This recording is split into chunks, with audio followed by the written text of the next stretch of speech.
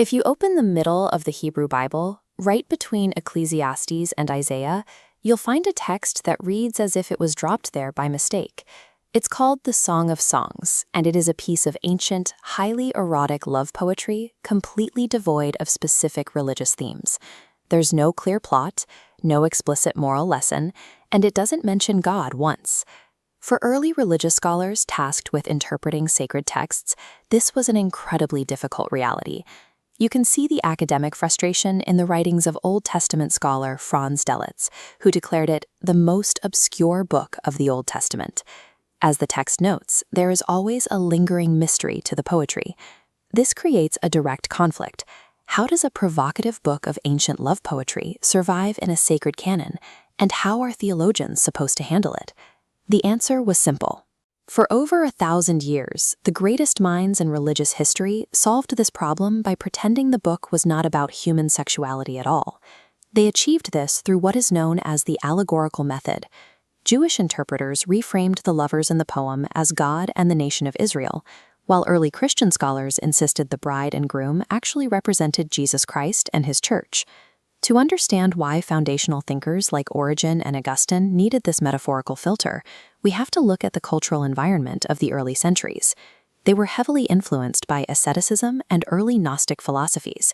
These movements promoted a worldview where the material world, and especially human physical desire, was viewed as inherently corrupt or inferior to the life of the mind and spirit. To save the Song of Songs from its own carnality, scholars systematically denatured the text. They instructed readers to mortify the flesh, ignore the literal bodily functions described in the poetry, and morph every piece of physical anatomy into an abstract spiritual concept. The results became incredibly strange. As this evaluation of the allegorical method details, the bride's two breasts were routinely interpreted as the Old and New Testaments, or, depending on the scholar, the twin precepts of love of God and neighbor, or the blood and the water. This obsessive allegorization secured the book's place in the canon, but it effectively erased the original text to appease a deep cultural fear of human intimacy. The problem with interpreting a book strictly through allegory is that there are no objective boundaries. Without grammatical or historical rules tying the text to reality, an interpreter can twist the words to support almost any agenda. Martin Luther decided the happy bride was a metaphor for the peaceful state under King Solomon. Johannes Cocceius argued the text was a prophetical narrative detailing the history of the Church, culminating in the triumph of Protestantism. The break from this cycle arrived in the 19th century with the grammatical historical method. Scholars began demanding that ancient texts be read in their literal context, based on the historical meaning of the words.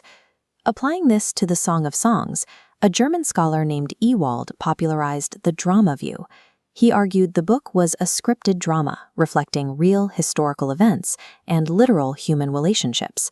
Ewald introduced the shepherd hypothesis, reframing the text as a three-character play: King Solomon, a Shulamite maiden, and her shepherd husband. The king brings the maiden to his royal court, but she resists his advances, remaining completely devoted to her earthly lover. Regardless of the specific drama theory, the baseline for academic inquiry had changed. Scholars were finally analyzing the text as a document of human loyalty and physical beauty.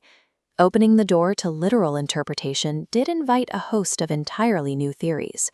As you can see in this text exploring the origins of the book, scholars like Theophile J. Meek searched ancient Near Eastern history, arguing the poems derived from pagan fertility rites surrounding the Adonis-Tammuz cult. Yet, even as researchers proposed these new, occasionally controversial historical frameworks, the academic consensus remained firm. They were moving away from baseless spiritual allegory. This 2,000-year record demonstrates that these debates often act as a cultural mirror. They frequently reveal more about the social anxieties of the scholars than they do about the actual intent of the poetry.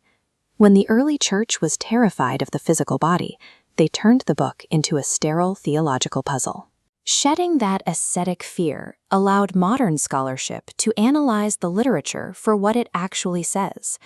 Freeing the text from its allegorical cage allows the Song of Songs to operate exactly as its unified text suggests, as a beautiful, unashamed celebration of human love and intimacy.